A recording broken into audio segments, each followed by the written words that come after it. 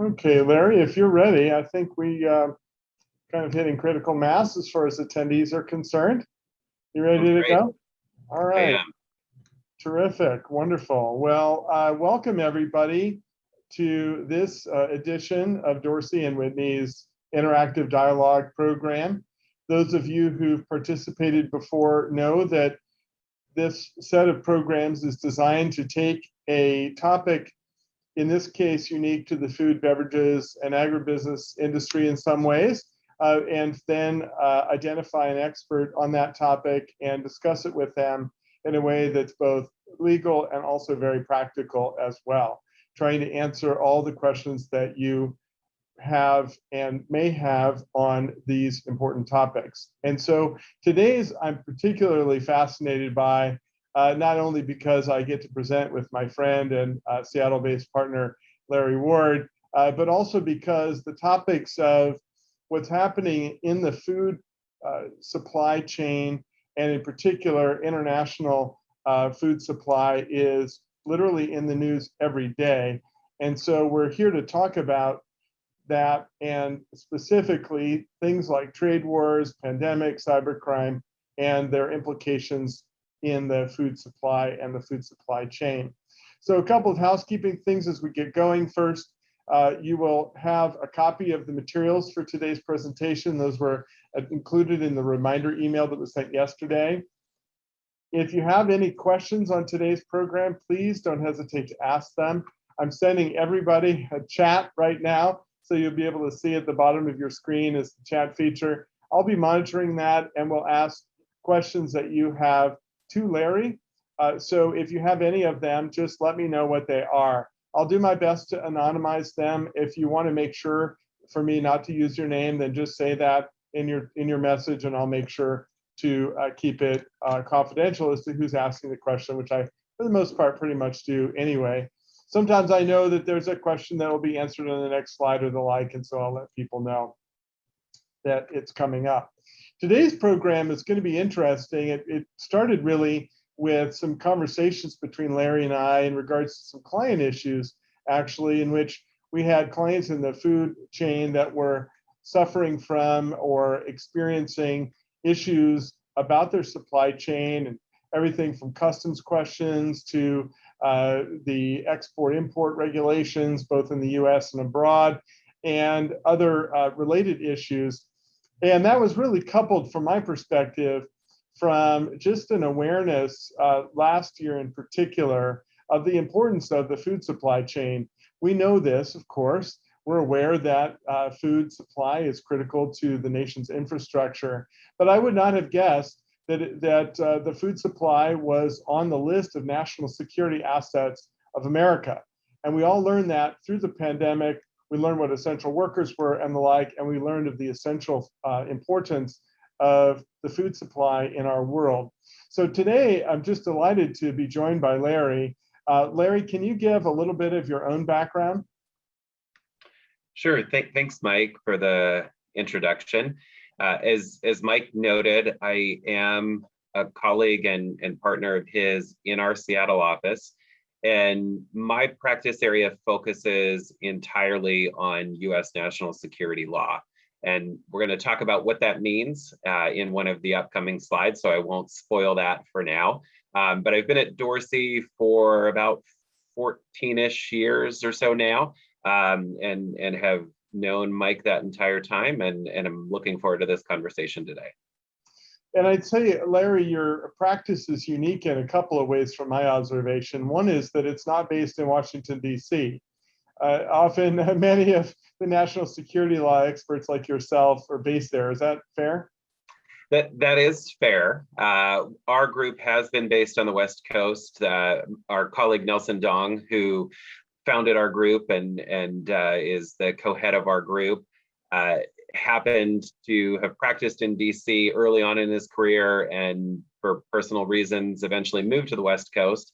And so our group has been established here.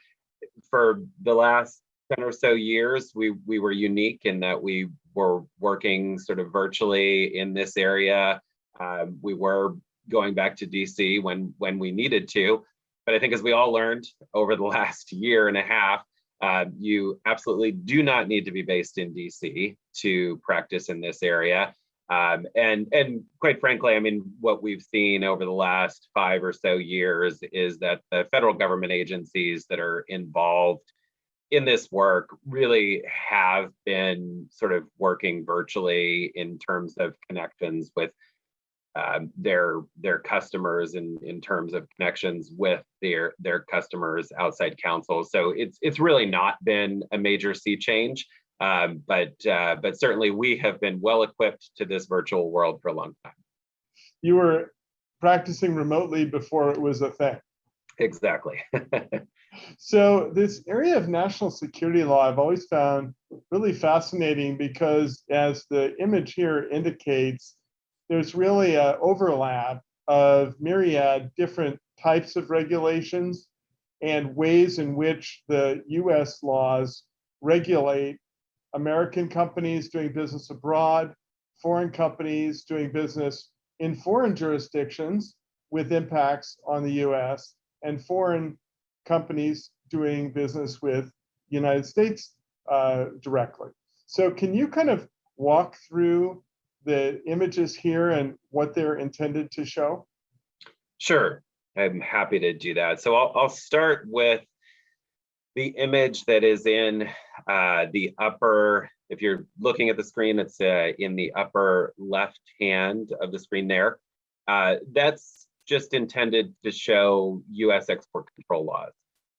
So oftentimes when people think of national security law, that is the first thing that they will think of are what are the export control laws that we have in place.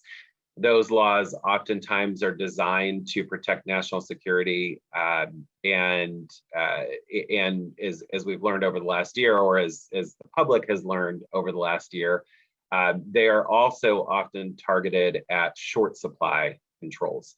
So in other words, if you've got a shortage of PPE or food, those are the sorts of things that can come into being very quickly, very rapidly based on an evolving situation. And the pandemic obviously highlighted that. And when you identify a short item like that, how does the export regulatory structure find out about that and then engage with it? Yeah. So as I think we saw over the last year and a half, obviously Congress is very involved in national security law.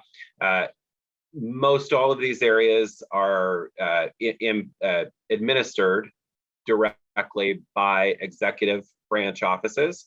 However, Congress does play a role in changing the laws. Congress plays a role in determining when different controls should come into place quickly based on evolving situations. So it's sort of that study and back and forth between the legislative and the executive branches to determine what's the foreign policy of the current administration, what is their national security policy, and then, are there things that the Congress would like to see reaction to? And so if you look at something like PPE, when there was a shortage early on, there was consideration of, do we need to put some controls around what can be exported from the United States or what can be imported into the United States? That's another concern. Same with food. There was a time, obviously, early on in the pandemic where there was some very real concern as to whether food processing facilities were going to have to shut down for a long haul. And so again, that could have an impact on, do we want to put restrictions on what can actually be exported from the United States? And also, when we didn't know a whole lot about the virus, do we want to accept food goods from other countries? So those are the sorts of things that Congress, the executive branch, are constantly looking at and determining whether or not they need to put in various controls. So I don't want to get ahead of some of the point-by-point topics, but can you kind of walk through the other areas in which this kind of broad concept of national security law applies? Yeah, sure. So I'll walk through each of those images just very briefly, and I know we're going to dive into each of them. So that the sort of center top image there is designed to show U.S. economic sanctions regulations, and we'll talk about those in some detail.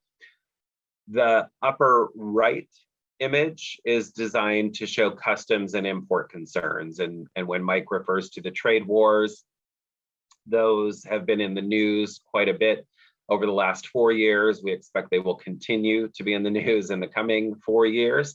But import and customs restrictions are another part of this umbrella term, national security law. And then just walking through the bottom row, starting with the left image, foreign direct investment in the United States is a major area of national security concern. And we'll talk about how foreign investment can impact national security and the types of things the US government would look at in the food and ag chain.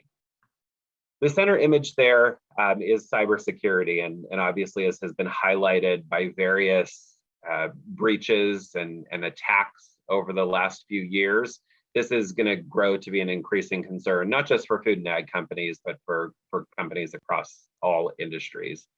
And then that final image there is designed to show anti-bribery and anti-corruption laws. Oftentimes, when you're talking about food and ag companies that are looking to expand into other countries, it tends to be countries that maybe third world nations, may not be sort of at the top of the list when you think of places for international business generally. And so oftentimes there is a corrupt environment there, or there's a culture of corruption in various industries. So that's another part of the national security calculus. You know, every legal area has its own set of alphabet soup acronyms. Yours, for me at least, is among the most extreme. We have the DOJ, the DOC, DOS, SOS, Homeland Security, US CFIUS, etc. I tried to put a Venn diagram of it together and was completely unsuccessful in finding any kind of central points other than call Larry. So, first of all, what are the agencies that are involved as listed here, and then why so many? Sure. So there are a host of agencies that are involved in export controls and economic sanctions. There are various sets of regulations, and then each of those sets of regulations is regulated by a different government agency. And the ultimate reason is that sort of each of these agencies is tasked with a different function. And so that's why we've got so many involved. So the Department of State, for example, is the government agency that regulates defense trade. And so there's a whole set of export control regulations that regulate military and defense trade that they administer. OFAC, for example, in the center there, is within the Treasury Department. OFAC administers the sanctions regulations that the US government has, and those regulations are designed to impact the financial system of various countries that we have sanctions against. So it makes sense that they would sit within the Treasury Department, right? And so and then the foreign assets there, does that mean cash essentially, or? So good question. Yeah, foreign assets, any property generally is what it refers to. Depending, as we'll see in an upcoming slide, there are about 30 or so sanctions programs that the United States currently has. And each of those programs is different in terms of what it actually targets. But generally, assets could be any property. Most often, it does refer to money, but could be other property as well. And that's property held outside the U.S. and in the U.S., or just one? Correct. Yep. So it could be either. So it could prevent stuff from coming into the United States in the first place, or if there is property from a targeted person in the United States, there could be blocks then around getting that property out of the United States. Thank you. And then the Commerce Department, again, they focus on a separate set of export control regulations that impact civilian and military goods. And so that's another agency that's involved. And then down there along the bottom, those top agencies all have power to administer and enforce civil penalty actions. When there's criminal investigations, they'll pull in these other elements of the US government. So Homeland Security, Justice, FBI, they'll all be involved if there are investigations or enforcement actions that the United States government wants to go after. Got it. So starting with export controls, which is obviously such a hot topic in the food environment, really across the United States. Can you kind of walk us through the export control regulations just in a broad stroke, and then I'll have some follow-up questions. Sure. So in terms of export controls around, food and ag goods, food and ag equipment, currently there's not a ton that is actually regulated for export, or controlled or limited for export is probably the better way to look at it. The Commerce Department's Bureau of Industry and Security does have jurisdiction over exports of food and ag items, and they have essentially ceded their jurisdiction to the U.S. Department of Agriculture. So the USDA does have, various forms that must be completed in terms of what's actually going to be exported from the US, or if something's being imported, they have restrictions around various plant and animal items that can be brought into the United States.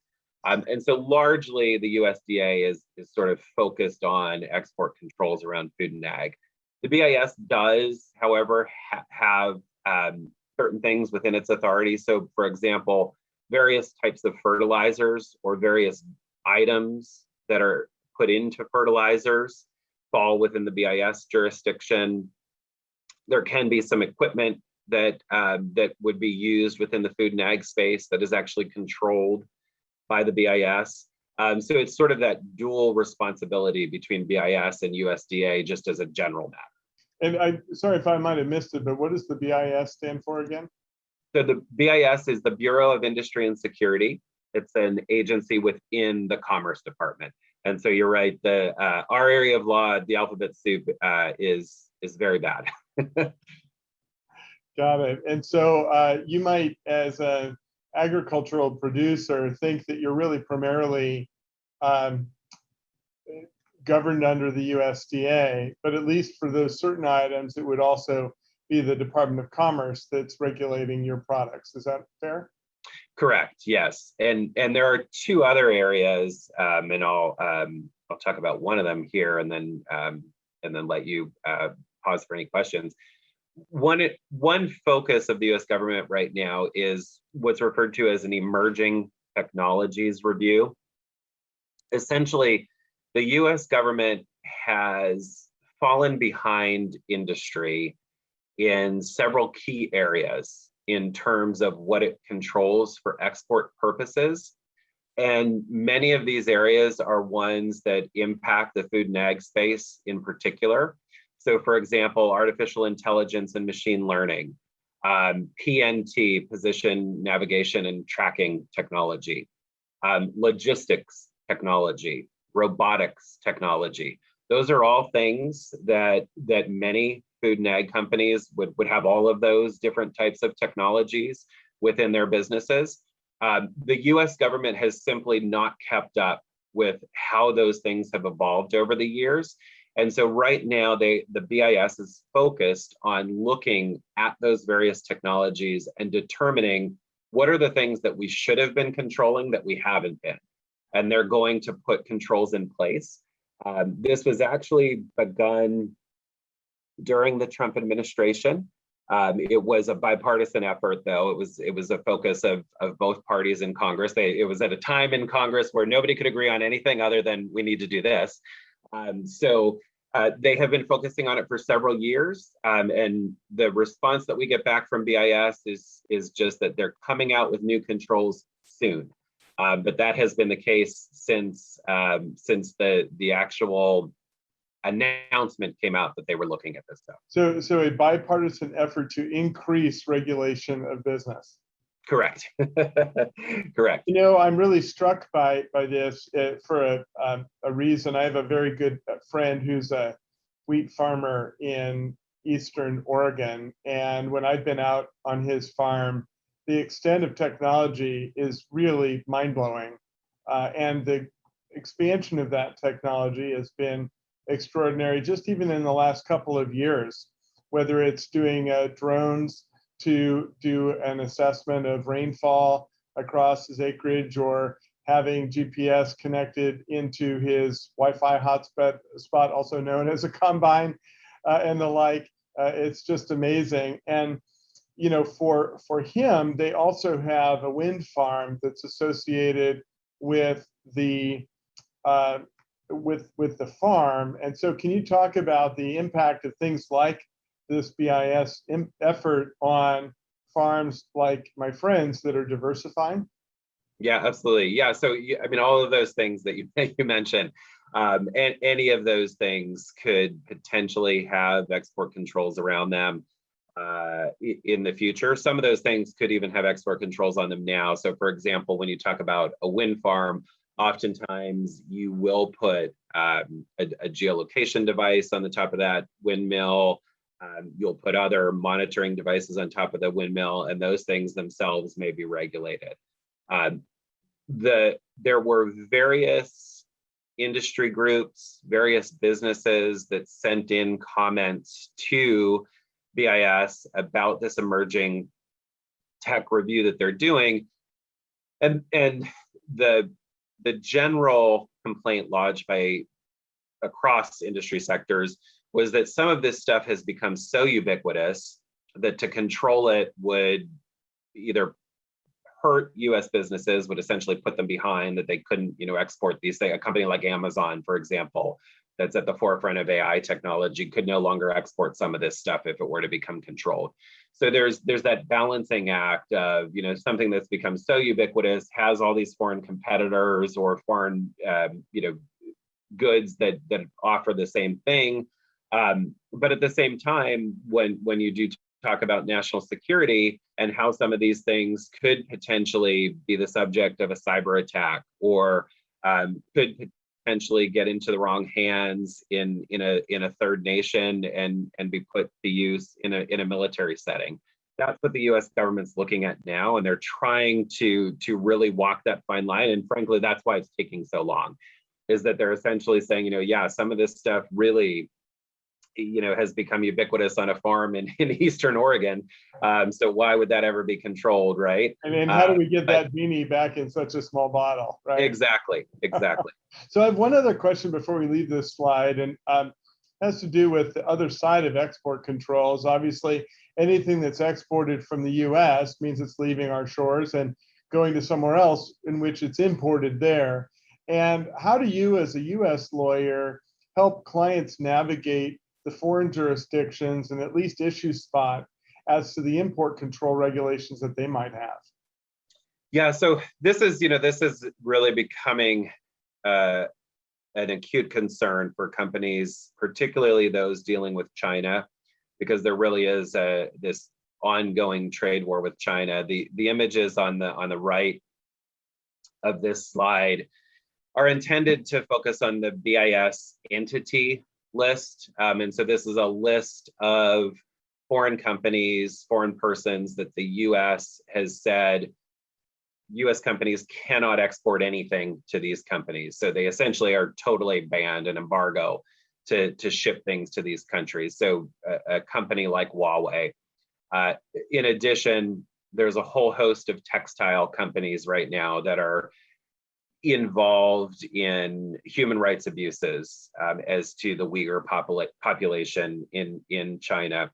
And so not only does the US sort of have an impact on what you can export out, but then on the backside, China is starting to put restrictions on what can be imported into China. They're starting their own trade war, right? And saying, yeah, some of these US items, we don't want them. We are going to restrict what you can actually bring into our country. And so you do get this difficult situation, then this difficult balancing act that US companies can sometimes be faced with, where maybe they've exported something from the US at a time when they can get it out of the country, but maybe there are restrictions that come into place before it gets to port in China. So it is that difficult balancing act of following the news and figuring out, okay, where are the relationships between these countries, and how could they impact us? And then navigating the customs control and labeling requirements, et cetera, that happen in each of those jurisdictions. So you've mentioned sanctions, and we have here a list of some of the primary comprehensive sanction program countries. When you say comprehensive sanctions, what does that mean compared to what? So the comprehensive sanction, OFAC, which was on an earlier slide, which stands again for the Office of Foreign Assets Control.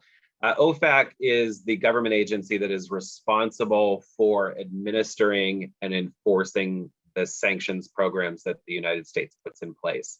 OFAC itself doesn't actually have any power to say, here's what we want to sanction. That comes from the State Department or from the president directly. Alternatively, it can come from Congress. But when we say comprehensive sanctions program, what we mean by that is essentially a total embargo. So US persons can't do business with these countries, generally speaking, and likewise, so that picks up exports to these countries, but also picks up imports from these countries. And there are some limited exceptions, but generally these countries are off limits. So you used a phrase there that I know from talking to you is a unique term of art, a US person. What is a US person? It depends. It depends is the answer. So it varies by sanctions program. Generally, across all of the sanctions program, it picks up US citizens, picks up US LPRs, legal permanent residents, or what are often referred to as green card holders, and it also will pick up a certain asylees. And then it picks up any business that is incorporated or established in the United States. So those are generally speaking what is picked up. Some of the sanctions programs, though, also pick up foreign subsidiaries of US businesses. So if a US company owns a subsidiary in Canada or Mexico or the United Kingdom, under some of these sanctions programs, that entity, even though it's a British company or a Canadian company or a Mexican company, is still considered a US person. So in other words, from a legal department perspective, you really need to understand what are the business operations people and salespeople doing in order to make sure that they're doing it the right way. Absolutely. And then are there any unique exceptions related to food generally? There are. So as I had noted, the general restrictions under these programs is that no exports, no imports as to these countries. There are under certain of the sanctions programs, there is what is referred to as a general license. And I won't go into a ton of technical detail, but essentially the US government has determined that although these sanctions programs are targeted at governments or targeted at military regimes, at the end of the day, they often end up impacting ordinary citizens the most. And that's not the impact that the US government wants to have. And so there are certain things that the US government has said, hey, we want US goods or we want US companies to be able to support certain things so that ordinary citizens are able to live as normally as possible. One of those areas is the food and ag space. And there are general licenses under these regs that allow US companies to export certain food items to these countries. They can export certain fertilizers to these countries. They can export certain equipment related to the food and ag space to these countries. Obviously, there's a whole host of conditions around how you're eligible for those licenses. But the US government has essentially said, we do want people in these countries to be able to eat. And oftentimes that's how their governments try to keep people down, right? Is they try to restrict access to food. And so by allowing US industry to help in that area, the US government is hopeful that that the ordinary citizens will be helped in those countries. So there, in other words, maybe a minefield that you can navigate through if you feel that would be an appropriate market for your products. And Absolutely. And then I won't confirm or deny whether this is an attendee question or my own, but I have to ask, of course, where and when can you buy Cuban cigars in the United States? There is a general license around importing a certain amount of of Cuban cigars back to the United States when they are for personal use. That general license has sort of expanded and contracted over the years. So it's one of those, you just have to watch it. Okay. And then there's a targeted list as well. And first, can you just describe generally what you mean by the phrase targeted list? Yeah, so the targeted sanctions are essentially against particular groups or regimes or companies within these countries. So the entire country itself is not off limits, but certain individuals, entities, et cetera, within these countries are off limits. And so they have the same restrictions, no exports to those particular groups, no imports from those particular groups. When you're looking at this range of countries here, oftentimes it's targeting the government of the country, and the government often owns many entities. And so these restrictions would flow down to those state-owned entities. So if you can't do business with the government itself, you also can't do business with a company that the government owns. And where does one find the list of the general or comprehensive, I guess, or targeted sanctions countries? Yeah, so OFAC has a website where it lists out all of its sanctions programs. And then in terms of the individuals and entities that are targeted, OFAC has various lists of sanctioned entities and persons, again, on its website. Anybody can go to the website and run manual searches. There are also a ton of commercial software programs out there that will screen those lists every time you enter an entity name into it to let you know whether or not there are any sanctions against that person or entity.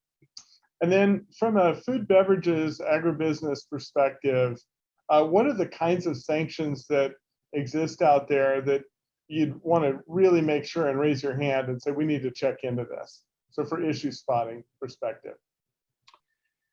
So I think, anytime you're expanding into a country like this, or even, within a region, you look at a country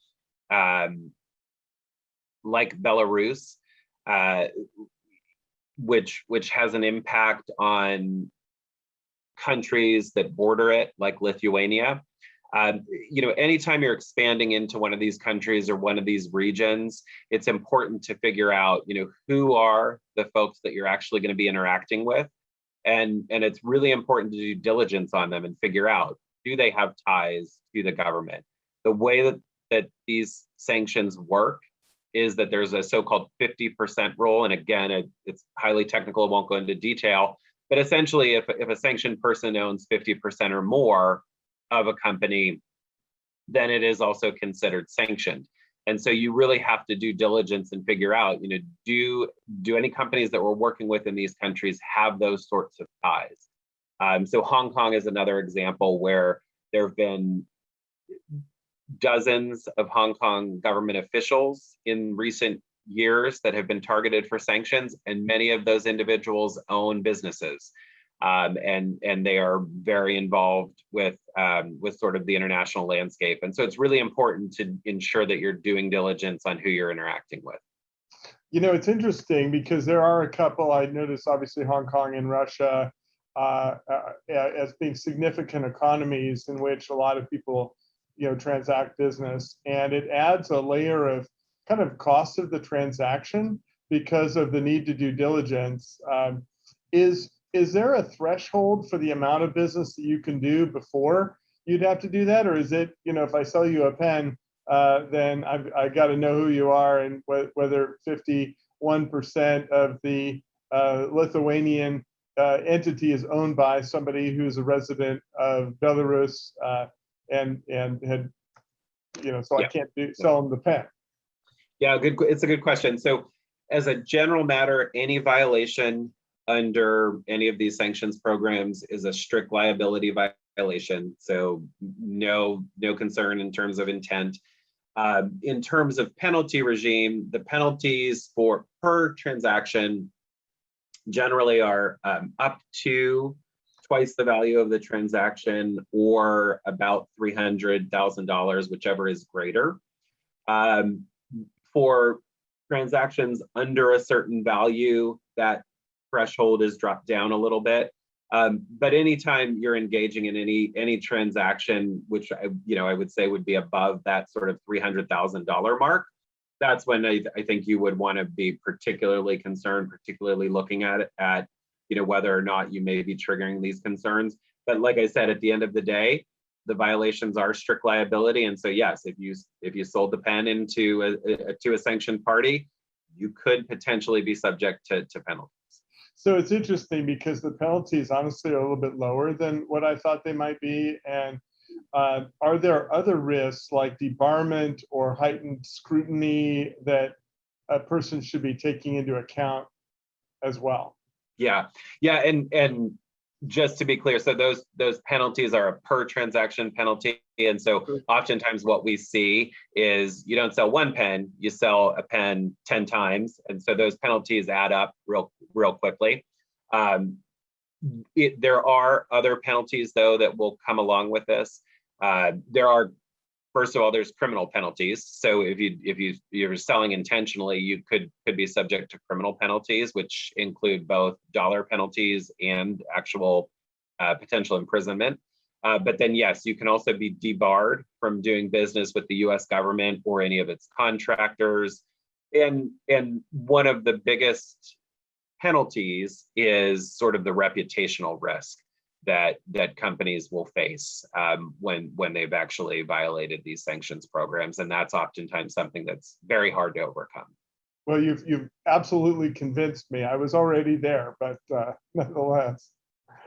Okay, great. So CFIUS is another one of these acronyms that I hear a lot. What exactly does it stand for? Sure. So the acronym itself stands for the Committee on Foreign Investment in the United States. And that is an interagency. Make it clear, that's a foreign company who's wanting to send money or buy an asset here in the United States, right? Correct. Yeah. So it's an interagency body that essentially regulates foreign investment in the United States. So foreign company or foreign person that wants to invest in a U.S. business. And then I'm assuming there's a regulatory regime about getting that pre-approved or the like before the investment can occur?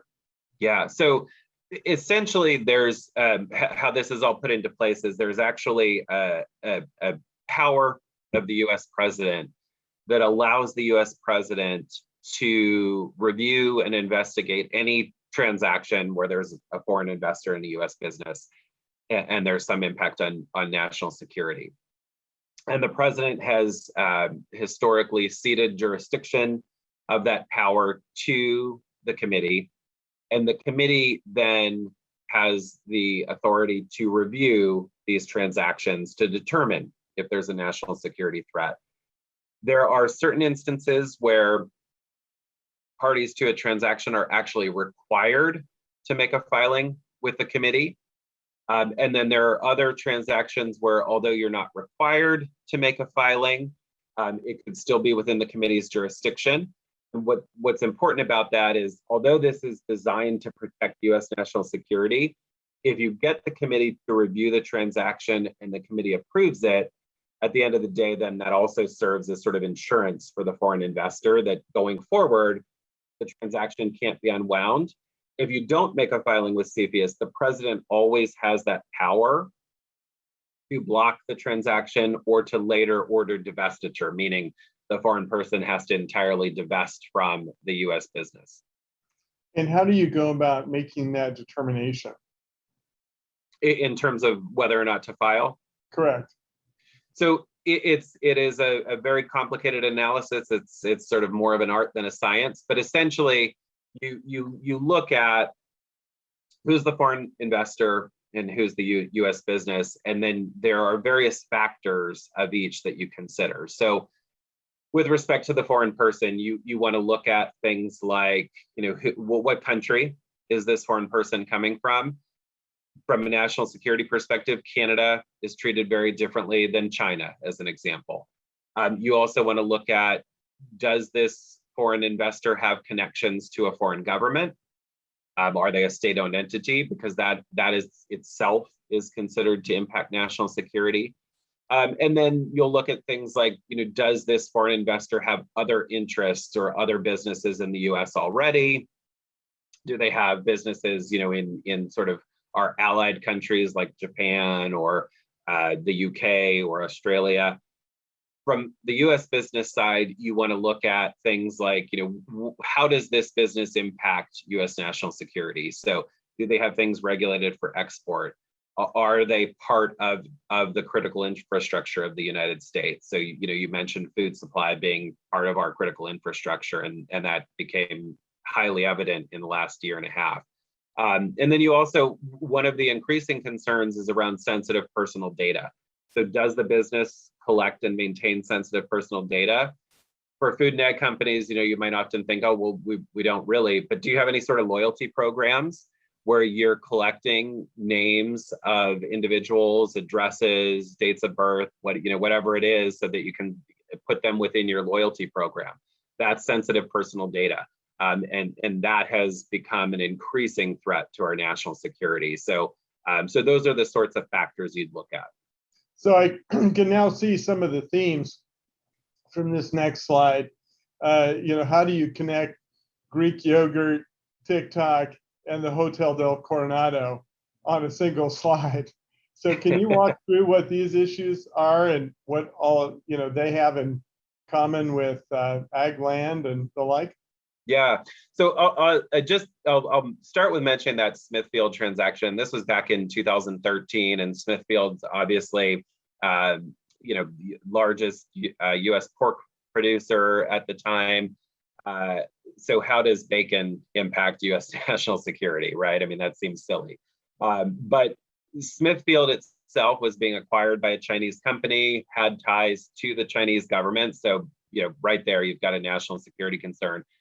Also, that Chinese company that was doing the acquisition had food safety concerns in China in the years preceding the acquisition. So are they going to bring production techniques to the US operations that could potentially lead to those same issues? Smithfield itself supplied the US military. It also was located near or proximate to various US Defense Department facilities.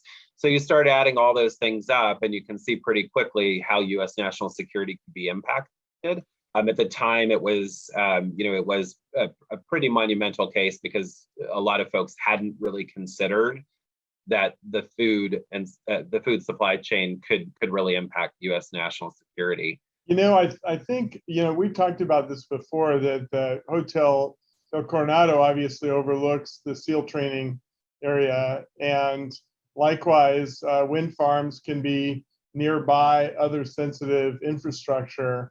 How do you know if you're a business that's seeking a foreign investment, whether you fit that bill, when in fact it might not be you or your product, but rather your neighbor?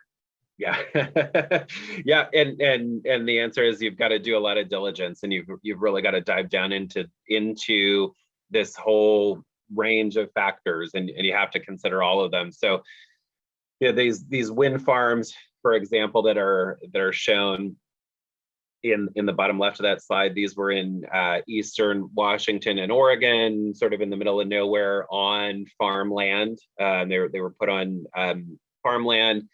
And, you don't think anything about these because they're sort of out in the middle of nowhere. For those of us that drive through Eastern Washington and Eastern Oregon, it's, you're basically just going through a highway and these things are all around you.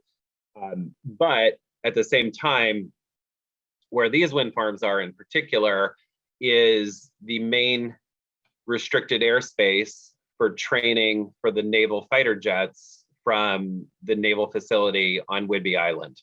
So those fighter jets fly out there every day, they do their training runs and then fly back to Whidbey Island.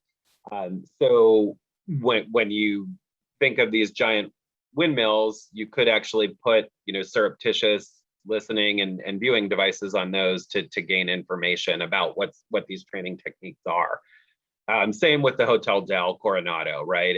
It was right next to a sensitive military facility, and so you really do have to understand, not only what is your business, but what's around your business. How might that impact U.S. national security? Now, this slide, we've kind of talked about this to some degree already. The idea that in addition to restricting exported products to other countries, we also have restrictions on imported products as well from myriad different companies. And so looking at it from the perspective of a food and agribusiness company, what are the kinds of products that would surprise them that are covered by import restrictions? Yeah, so these again are oftentimes various products that will, one country has a surplus of a particular item, and another country really needs a particular item, and so these things will kind of come into place fairly rapidly. There may be, within the food and ag space, counterfeiting is not going to be obviously an issue, but in other industry sectors, counterfeiting is oftentimes a reason that these import restrictions are put in place. But over the last several years, there have been bans by the U.S. side on imports of things like cotton and tomato products from the region in China where the Uyghur human rights abuses are occurring. U.S. businesses have determined that they're going to pull out of that particular region. They're going to stop using suppliers from that region. And at the same time, China sort of reacts by saying, okay, well, if you're going to do that, then we're going to put our own restrictions in place in terms of what can actually be imported into China. And so you have this back and forth of one country acts, the other responds. Well, and kind of apropos of that, this isn't a chat about cybersecurity generally speaking, and I know you're not a cybersecurity expert per se, but we've had some really significant incidents in the infrastructure of the United States, and it seems like one of the reactions to that or responses by the government has been to implement trade sanctions as well. So can you talk about what you're seeing in that area as it relates to this, the topic absolutely. Generally of imports and exports? Yeah, so cybersecurity attacks are becoming increasingly common. Within the food and ag space, the JBS attack in recent months, has sort of highlighted how this can impact food and ag companies. It essentially shut down production at several JBS facilities for several days, which then in turn, impacts the supply within the food chain. So it has that ripple down effect, right? The company itself, I think, paid something like $4.5 million ransom to get the release codes with respect to the ransomware that had been put in place. And so what the U.S. government then does to respond is they try to look at and determine, who is responsible, who is behind these attacks. In most all cases, they are, the folks that are behind these attacks are from Russia, China, in part North Korea too. The U.S. government tries to identify who these individuals or groups are, and then responds by putting sanctions in place, trying to freeze assets or restrict flow within the banking system of funds to those that have asked for the ransom. So certainly cybersecurity issues are linked or tied to U.S. sanctions. It seems like that kind of goes directly to this issue of import restrictions and to some degree export restrictions, I would imagine, regarding information software, essentially. Is that right? Yeah, and so this is really becoming an increasing concern. It's sort of relating to that emerging tech review that we talked about earlier. The United States government has become very alarmed and concerned with components, parts, services, software that's coming from China and that is in our information and communication technology supply chain or goods here in the United States.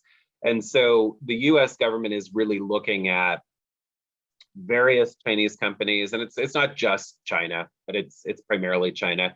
And they're essentially saying, what are those companies that we feel like we can trust to put their software, to put their chips within this supply, this sector of goods and services, and which companies do we not trust? And so the U.S. government is sanctioning various Chinese companies and saying no U.S. company can put anything from those companies into essentially our information and communication technologies systems.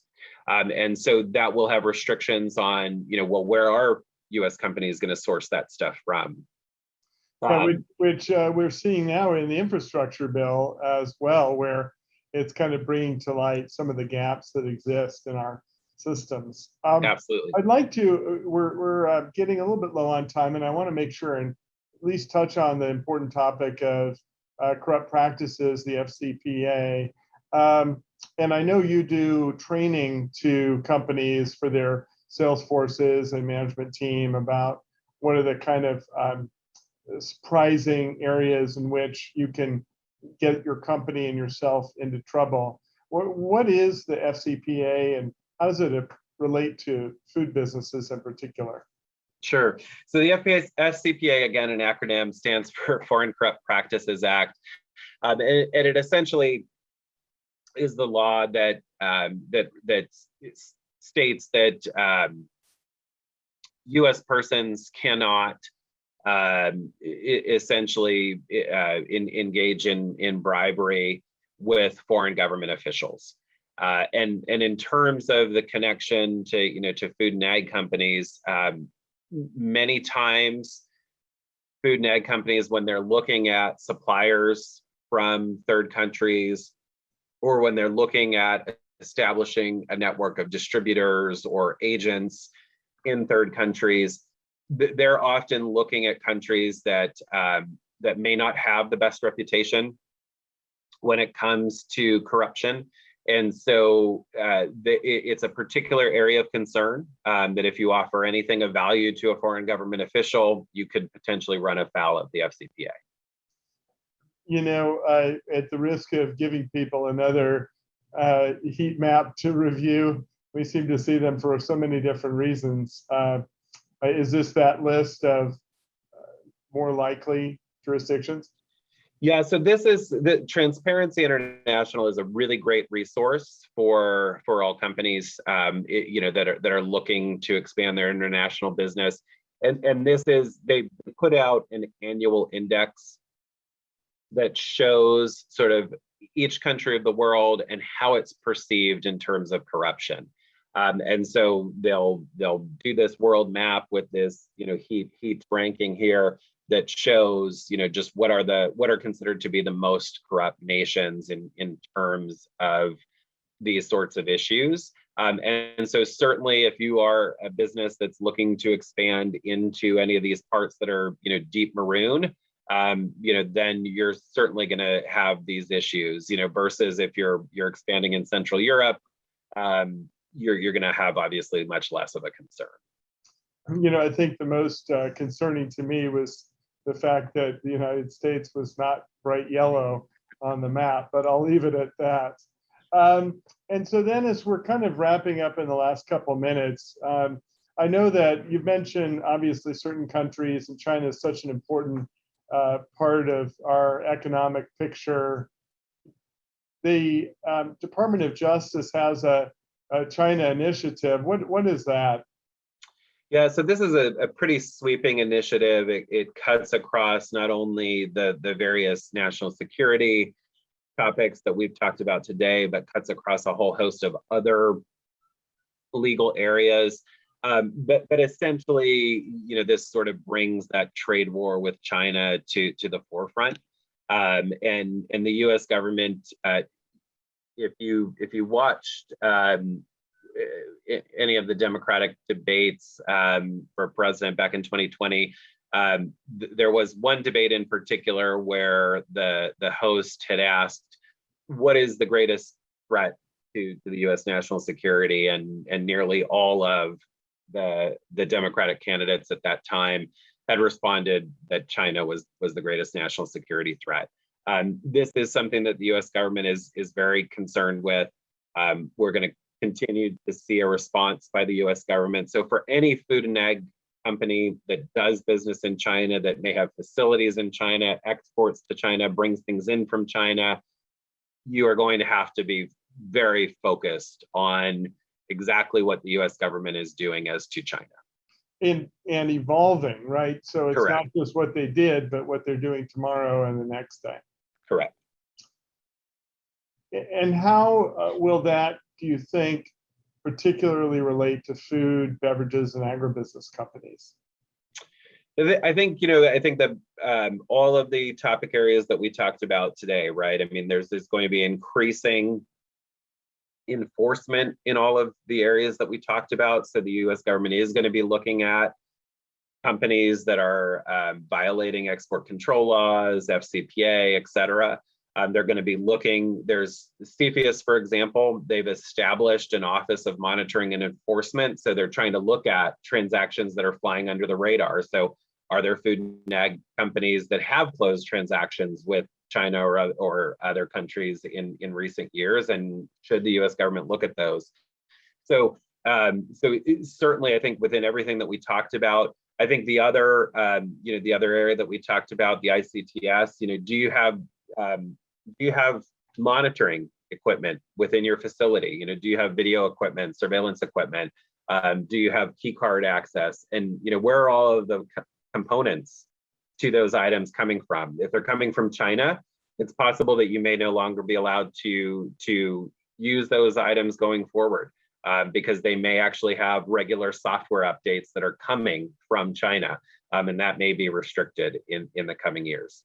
So if you, I always end with the same basic question for the participants, that from a practical perspective, based on what you've described today, what are the top 5 or so things that a person could go back to work today and implement that would help improve their company in this area? Sure. So I think the first area is, just what is your company's international strategy? For a purely, U.S. business that's not going to ever do anything outside of the U.S., obviously this topic area is not going to be as much of a concern. But figuring out what your international strategy is, what you're exporting, what you're importing, and then how all of these things would impact you. And then I think, from there, then you want to start. And you want to start and think about how do each of these things impact the business. Have you ever considered export control laws? Have you ever considered import customs issues? You want to start considering those now so that they don't become a major issue at some inconvenient time for the company, like in the middle of a transaction. When you're trying to close a transaction and you can't because you never thought about these types of issues. Once you've sort of identified those touch points for the company, then you can start to think about compliance, and you can start to think about things like policies, procedures. When I'm advising clients, although policies are obviously, sort of the gold standard, best practice, more important than that is just ensuring you've got procedures in place. So do you know what you're doing? Do you know what the restrictions are? And so starting there, that's oftentimes the easiest starting point for companies, and then flowing up within your compliance system to make it better and better. Another thing is to absolutely conduct audits of the company and various components of the company so that you can see, do we have areas of concern where we may already be violating these laws or where we could potentially violate these laws quite easily? And then I think the biggest thing is to ensure that the legal department or the compliance department, who's ever tasked with these sorts of things, is in regular dialogue and communication with the business side of the house, and that the two are actually communicating and connecting on these sorts of issues. Because again, the worst thing that can happen is for one of these situations to arise where you learn of a violation after it's too late. You learn of potential concerns, in the middle of a transaction, and that impacts valuation of the business or impacts how the acquirer sees the U.S. business. So ensuring that you have that regular ongoing dialogue between all of the various components of the business is hugely important. And I'd add to that, especially the future-looking plans. If you do an annual plan, and each department does, then having whoever's tasked with this topic be aware that we're developing this new product, or we're looking at expanding into these markets so you can get ahead of the issue. So, wow, well, terrific. Larry, as always, I feel like I learned a lot from you every time we're on the phone or chatting with one another in the office. I'm finding that there's just something new and nuances I hadn't understood. So just as we wrap up, for those who are participating, a few final closing thoughts. One is, if you'd like CLE credit for this, then the code I've listed out already, and Michelle Hubble is the person who's responsible for the CLE. You'll have a report in the attached to yesterday's reminder so that you can know how to go about signing up for credit. I just chatted the code to you as well. For those who are from co-ops, remember that we have a cooperative business law book that's now available on Amazon, or you can reach out to your Dorsey colleagues to get a copy as well. And then last but not least, Larry and I are both available to answer questions, in particular Larry, on this topic, because frankly, I would put you just directly in touch with him if you called me. So thank you, Larry, just tremendous information, and very grateful for the program. Thank you. Thank you.